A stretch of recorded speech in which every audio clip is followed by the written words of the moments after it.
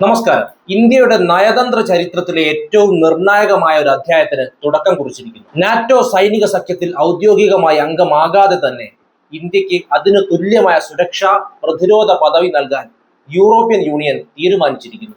ആഗോള രാഷ്ട്രീയ ക്രമത്തിൽ നിലനിൽക്കുന്ന മാറ്റങ്ങൾക്കനുസരിച്ച് ഇന്ത്യയെ ഒരു വിശ്വസ്ത പങ്കാളിയായി അംഗീകരിക്കുന്ന ഈ നീക്കം ന്യൂഡൽഹിയിൽ നടന്ന ഇന്ത്യ യൂറോപ്യൻ യൂണിയൻ ഉച്ചകോടിയിലാണ് സ്ഥിരീകരിക്കപ്പെട്ടത്. ലോകശക്തികളായ അമേരിക്കയ്ക്കും ചൈനയ്ക്കുമിടയിൽ സ്വന്തമായൊരു തന്ത്രപരമായ ഇടം കണ്ടെത്തി ഒരു മൂന്നാം ധ്രുവമായി ഇന്ത്യ വളരുന്നതിന്റെ വ്യക്തമായ അടയാളമാണിതെന്ന് വിദഗ്ധർ ചൂണ്ടിക്കാണിക്കുന്നു.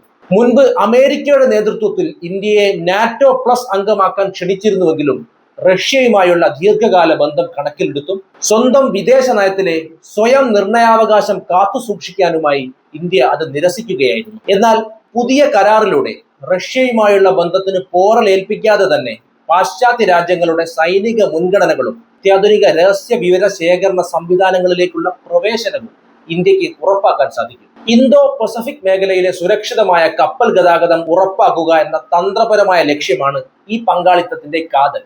മേഖലയിലെ വർദ്ധിച്ചു വരുന്ന സുരക്ഷാ വെല്ലുവിളികളെ നേരിടാൻ ഇന്ത്യൻ നാവികസേനയും യൂറോപ്യൻ കപ്പൽ പടകളും ഇനി മുതൽ സംയുക്തമായി പ്രവർത്തിക്കും. സൈബർ ആക്രമണങ്ങളെ പ്രതിരോധിക്കുന്നതിനും ബഹിരാകാശ സുരക്ഷാ ശേഷികൾ വർദ്ധിപ്പിക്കുന്നതിനും അതീവ തന്ത്രപ്രധാനമായ രഹസ്യ വിവരങ്ങൾ കൈമാറുന്നതിനുമായി സെക്യൂരിറ്റി ഓഫ് ഇൻഫർമേഷൻ എഗ്രിമെന്റ് എന്ന പ്രത്യേക വ്യവസ്ഥ കരാറിന്റെ ഭാഗമായി നടപ്പിലാക്കും. ഭീകരവാദ വിരുദ്ധ പ്രവർത്തനങ്ങളിൽ ഇരുപക്ഷവും സഹകരിക്കാൻ നിയമപരമായി ബാധ്യസ്ഥരാകുന്നതോടെ ഇന്ത്യ വിരുദ്ധ ശക്തികൾക്ക് യൂറോപ്യൻ മണ്ണിൽ ലഭിച്ചിരുന്ന സംരക്ഷണം ഇല്ലാതാകും. പ്രത്യേകിച്ച് ഖലിസ്ഥാൻവാദികൾ ഉൾപ്പെടെയുള്ള വിഘടനവാദി ഗ്രൂപ്പുകളുടെ പ്രവർത്തനങ്ങളെക്കുറിച്ചും അവർക്ക് ലഭിക്കുന്ന സാമ്പത്തിക സ്രോതസ്സുകളെക്കുറിച്ചുമുള്ള കൃത്യമായ ഇന്റലിജൻസ് വിവരങ്ങൾ യൂറോപ്യൻ ഏജൻസികൾ ഇന്ത്യക്ക് കൈമാറും. ഇത് രാജ്യത്തിന്റെ ആഭ്യന്തര സുരക്ഷയിൽ വലിയ ഗുണപരമായ മാറ്റമുണ്ടാക്കും. കൂടാതെ ആർട്ടിഫിഷ്യൽ ഇന്റലിജൻസ്, സെമി കണ്ടക്ടറുകൾ, ക്വാണ്ടം കമ്പ്യൂട്ടിംഗ് എന്നീ നൂതന മേഖലകളിലെ സുരക്ഷാ വിവരങ്ങൾ കൈമാറാനും ഈ കരാർ വഴിയൊരുക്കുന്നു.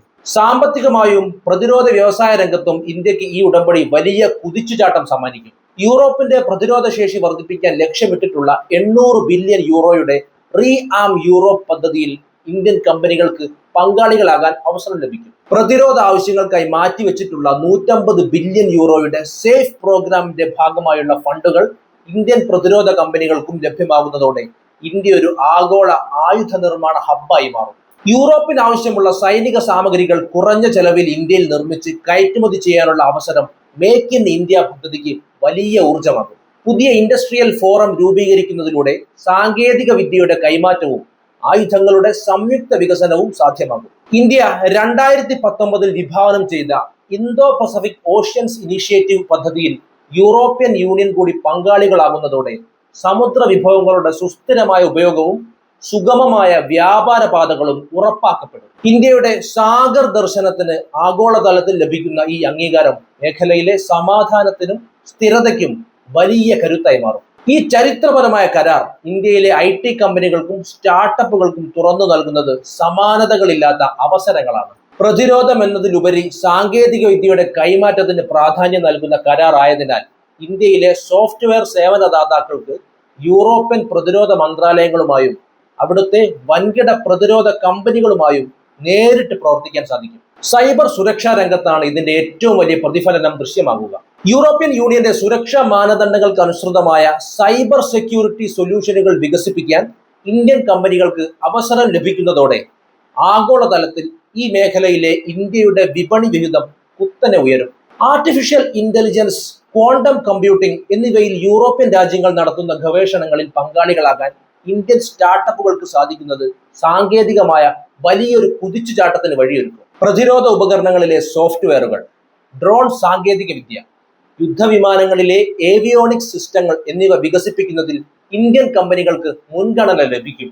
പ്രത്യേകിച്ചും യൂറോപ്യൻ യൂണിയൻ രൂപീകരിച്ചിട്ടുള്ള വിവിധ ഡിജിറ്റൽ ഫണ്ടുകളിൽ നിന്നും ഗവേഷണ ഗ്രാന്റുകളിൽ നിന്നും ഇന്ത്യൻ സ്റ്റാർട്ടപ്പുകൾക്കും ആനുകൂല്യങ്ങൾ തേടാൻ ഈ കരാർ വഴി സാധിക്കും. സെമി കണ്ടക്ടർ മിഷന്റെ ഭാഗമായി ഇന്ത്യ നടത്തുന്ന നീക്കങ്ങൾക്ക് യൂറോപ്യൻ ചിപ്പ് നിർമ്മാണ കമ്പനികളുടെ സഹായം കൂടി ലഭിക്കുന്നതോടെ ഇലക്ട്രോണിക്സ് നിർമ്മാണ രംഗത്ത് വലിയ മാറ്റമുണ്ടാകും. ഡാറ്റ സുരക്ഷാ കാര്യങ്ങളിൽ യൂറോപ്യൻ മാനദണ്ഡങ്ങൾ പാലിച്ചുകൊണ്ട് തന്നെ തന്ത്രപ്രധാനമായ ഡാറ്റ കൈമാറ്റം സാധ്യമാകുന്നതിനാൽ വലിയ ഡാറ്റ സെന്ററുകൾ സ്ഥാപിക്കുന്നതിനും ക്ലൗഡ് കമ്പ്യൂട്ടിംഗ് സേവനങ്ങൾ വിപുലീകരിക്കുന്നതിനും ഇന്ത്യൻ IT ഭീമന്മാർക്ക് സാധിക്കും. ചുരുക്കത്തിൽ പ്രതിരോധ രംഗത്തെ ഈ നാറ്റോ തുല്യ പദവി ഇന്ത്യയുടെ ഡിജിറ്റൽ സാമ്പത്തിക വ്യവസ്ഥയെ ശക്തിപ്പെടുത്തുകയും ആയിരക്കണക്കിന് പുതിയ തൊഴിലവസരങ്ങൾ ഈ മേഖലയിൽ സൃഷ്ടിക്കുകയും ചെയ്യും. യൂറോപ്യൻ യൂണിയനുമായുള്ള ഈ പുതിയ കരാർ നിലവിൽ ഇന്ത്യക്ക് ഫ്രാൻസ്, ജർമ്മനി തുടങ്ങിയ രാജ്യങ്ങളുമായുള്ള ഉഭയകക്ഷി പ്രതിരോധ ബന്ധങ്ങളെ കൂടുതൽ ശക്തിപ്പെടുത്തുകയും ഏകീകരിക്കുകയും ചെയ്യും.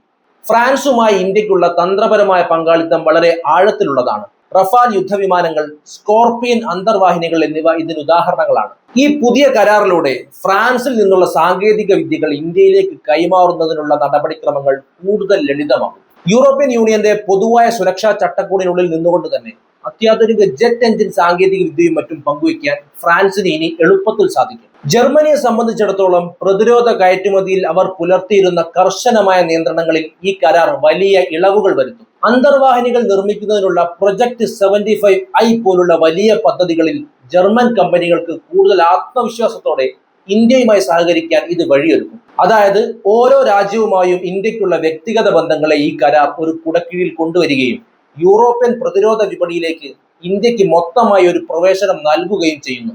മാത്രമല്ല യൂറോപ്യൻ യൂണിയനിലെ മറ്റ് രാജ്യങ്ങളായ ഇറ്റലി, സ്പെയിൻ എന്നിവയുമായും പ്രതിരോധ നിർമ്മാണ രംഗത്ത് പുതിയ പങ്കാളിത്തങ്ങൾ തുടങ്ങാൻ ഇത് സഹായിക്കും. പല രാജ്യങ്ങളിൽ നിന്നുള്ള സാങ്കേതിക വിദ്യകൾ സംയോജിപ്പിച്ച് പുതിയ ആയുധങ്ങൾ ഇന്ത്യയിൽ തന്നെ വികസിപ്പിക്കാൻ ഈ നാറ്റോ തുല്യ പദവി സഹായിക്കും. ഇത് ഒരേ സമയം യൂറോപ്പിലെ പ്രമുഖ രാജ്യങ്ങളുമായുള്ള ബന്ധം ദൃഢമാക്കുകയും അതേസമയം ഇന്ത്യയുടെ തന്ത്രപരമായ സ്വയം പര്യാപ്തത ഉറപ്പാക്കുകയും ചെയ്യും. നാറ്റോയിൽ ഔദ്യോഗികമായി അംഗമാകാതെ തന്നെ ഇന്ത്യക്ക് ആ സഖ്യത്തിന് തുല്യമായ പദവി നൽകാനുള്ള യൂറോപ്യൻ യൂണിയന്റെ തീരുമാനം ആഗോള രാഷ്ട്രീയ ഭൂപടത്തിൽ വലിയ ചർച്ചകൾക്ക് വഴിവെച്ചിരിക്കുന്നു എന്ന് നാം കണ്ടു.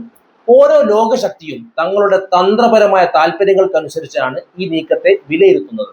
അമേരിക്കയെ സംബന്ധിച്ചിടത്തോളം ഇത് ഇൻഡോ പസഫിക് മേഖലയിൽ ചൈനയുടെ വളർച്ചയെ തടയാനുള്ള തങ്ങളുടെ ലക്ഷ്യത്തിന് ലഭിച്ച വലിയൊരു പിന്തുണയാണ്.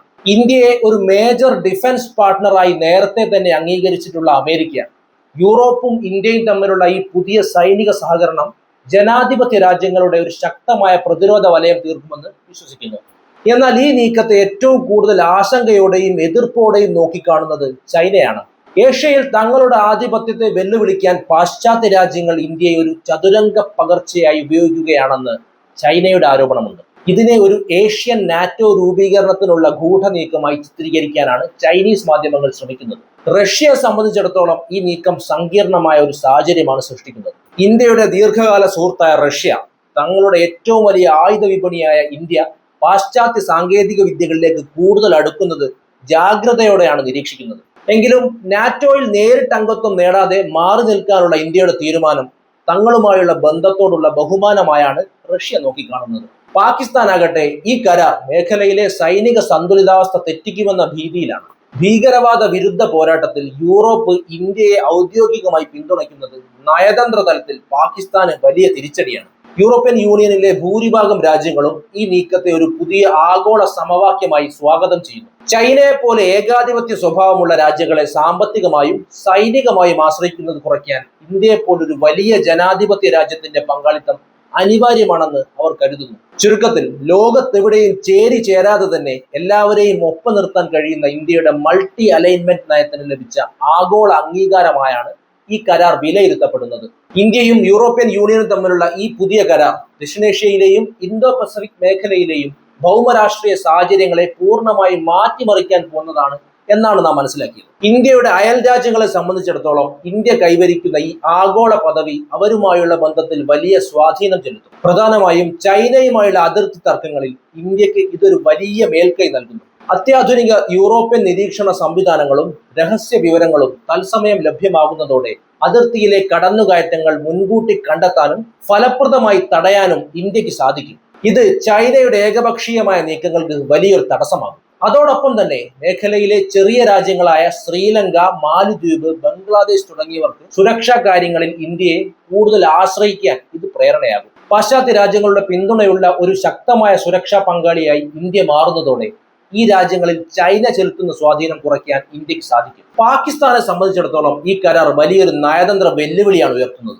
ഭീകരവാദ വിരുദ്ധ പോരാട്ടത്തിൽ യൂറോപ്യൻ യൂണിയൻ ഇന്ത്യയുമായി നേരിട്ട് കൈകോർക്കുന്നതോടെ പാകിസ്ഥാൻ കേന്ദ്രീകരിച്ച് പ്രവർത്തിക്കുന്ന ഭീകര സംഘടനകൾക്കെതിരെ അന്താരാഷ്ട്ര സമ്മർദ്ദം ശക്തമാകും. ഇന്ത്യയുടെ സൈനിക ശേഷി ആധുനികവൽക്കരിക്കപ്പെടുന്നതോടെ പാകിസ്ഥാനുമായുള്ള സൈനിക സന്തുലിതാവസ്ഥ ഇന്ത്യക്ക് അനുകൂലമായി മാറും. നേപ്പാൾ, ഭൂട്ടാൻ തുടങ്ങിയ അയൽ രാജ്യങ്ങൾക്കും ഇന്ത്യയുടെ ഈ പദവി വലിയ സുരക്ഷാ ബോധം നൽകുന്നുണ്ട്. സൈബർ സുരക്ഷ, ദുരന്ത നിവാരണം തുടങ്ങിയ മേഖലകളിൽ യൂറോപ്യൻ സാങ്കേതിക വിദ്യയുടെ സഹായത്തോടെ അയൽ രാജ്യങ്ങളെ സഹായിക്കാൻ ഇന്ത്യക്ക് കൂടുതൽ കരുത്ത് ലഭിക്കും. ഇത് ദക്ഷിണേഷ്യയിലെ ബിഗ് ബ്രദർ എന്ന നിലയിൽ നിന്ന് മാറി ഒരു സുരക്ഷാ ദാതാവ് എന്ന നിലയിലേക്ക് ഇന്ത്യയുടെ പ്രതിച്ഛായയെ മാറ്റും. അഫ്ഗാനിസ്ഥാനിലെയും മ്യാൻമറിലെയും നിലവിലുള്ള സംഘർഷാവസ്ഥകളിൽ ഇന്ത്യയുടെ ഇടപെടലുകൾക്കും ഈ കരാർ പുതിയ മാനങ്ങൾ നൽകും. യൂറോപ്യൻ രാജ്യങ്ങളുമായി ചേർന്ന് ഈ മേഖലകളിൽ സമാധാനം പുനഃസ്ഥാപിക്കാനുള്ള ശ്രമങ്ങളിൽ ഇന്ത്യക്ക് കൂടുതൽ നിർണായകമായ പങ്കുണ്ടാകും. സമുദ്ര അതിർത്തി പങ്കിടുന്ന ആസിയാൻ രാജ്യങ്ങളുമായുള്ള ബന്ധത്തിലും ഈ മാറ്റം പ്രതിഫലിക്കും.